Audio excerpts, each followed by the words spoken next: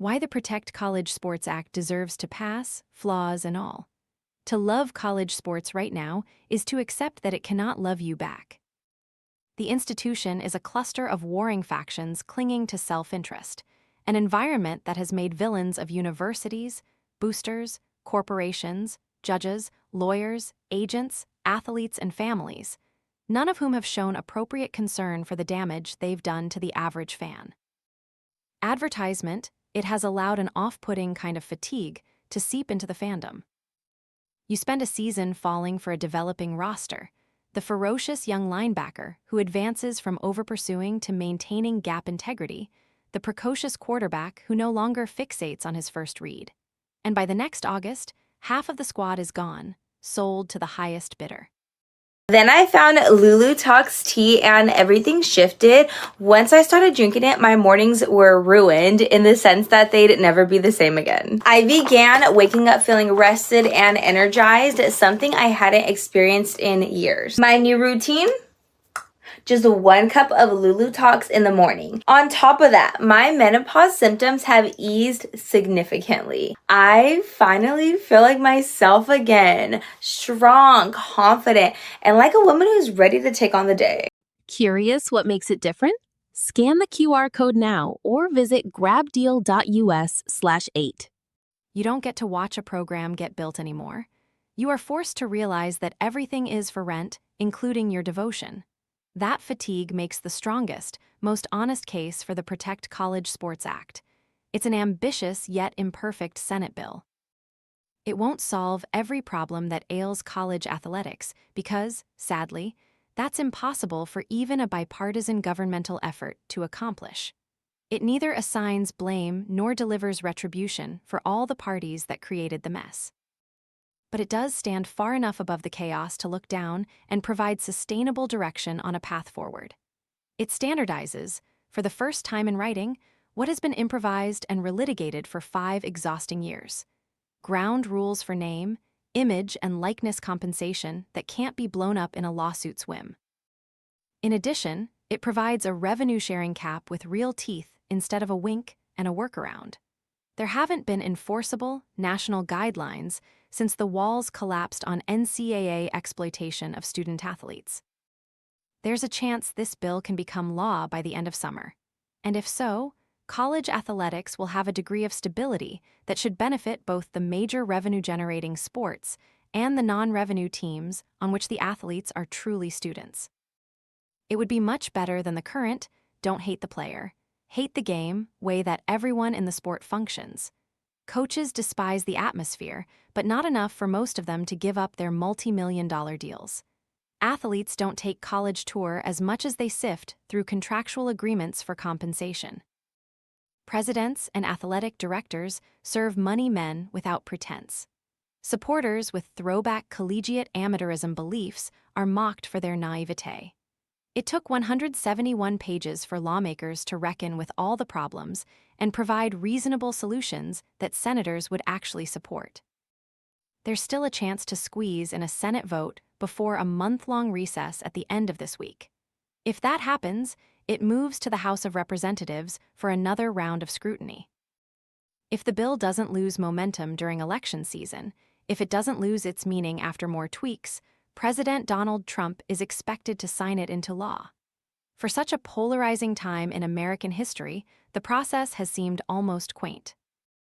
Senators negotiated, at length, with people they don't fully trust, working toward an outcome that nobody can claim as their own. Ted Cruz, R. Texas, and Maria Cantwell, D-Wash, who don't agree on much else, spent months leading an effort durable enough to survive a collision with the SEC and Big Ten, and versatile enough to garner the endorsement of colleges and professional sports leagues that have vastly different views. This bill is neither a partisan trophy nor a capitulation to the most powerful forces in college football. Advertisement, the authors have taken difficult steps in a genuine attempt to look at what college sports have become and take a stance while satisfying as many parties as possible. The Senate Commerce Committee lists current student-athletes among the bill's supporters, in addition to the NFL, MLB, NBA, various coaches' associations, and the players' associations for the NFL and NBA, which are predisposed to distrusting management. It does not make the bill infallible, but it means something. It shows people aren't so cynical that they'd rather let chaos reign. Still, there is reason to believe lawmakers could have done a better job seeking stronger student-athlete involvement. Some of the loudest organized athlete voices, Athletesorg, the National College Players Association, remain the sharpest critics. Their most persuasive complaint is that the antitrust exemption sitting at the center of this legislation gives the NCAA undeserved cover, something that a decade of lawsuits has denied it. In 2021, the NCAA lost the Alston case in the Supreme Court, which reshaped the entire landscape. The courts haven't stemmed the nil free-for-all, and the legal system also gave athletes freedom of movement through transfers. The NCAA's rigidity and profiteering from athlete exploitation put it in a bind, and once its sins were dragged into a courtroom, the holes in its rationale became embarrassingly clear. Fortifying an antitrust exemption for college sports is key to establishing true rules, but it also disarms the athletes who keep winning in court. Making a clear-eyed endorsement of this bill requires grappling with that conflict. Predictably, the bill stops short of making a college athlete a full-fledged university employee. It's an issue that would destroy the NCAA's entire financial model, and it's one that no coalition this fragile was ever going to resolve. That's an existential fight bound to outlast a bill that only renovated an old system. But look at what those 171 pages actually accomplish.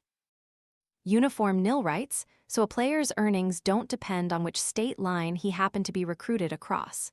A revenue-sharing cap that adjusts for inflation, so it doesn't age into the same joke every number before it became. One protected transfer, not an auction every December. Agents' fees capped at 5%, so that young athletes aren't so easily fleeced. Medical coverage and injury protections that exist by mandate, not because a compliance office felt generous. These are among the most important policies that make the bill a worthy candidate to become a law. Provided the text can stave off augmentation from bad faith politicians trying to fight culture wars, the clarity in the Protect College Sports Act can be a stabilizer. It reduces risk that NIL, which has become a donor-funded subsidy for schools to pay players, has created a false economy.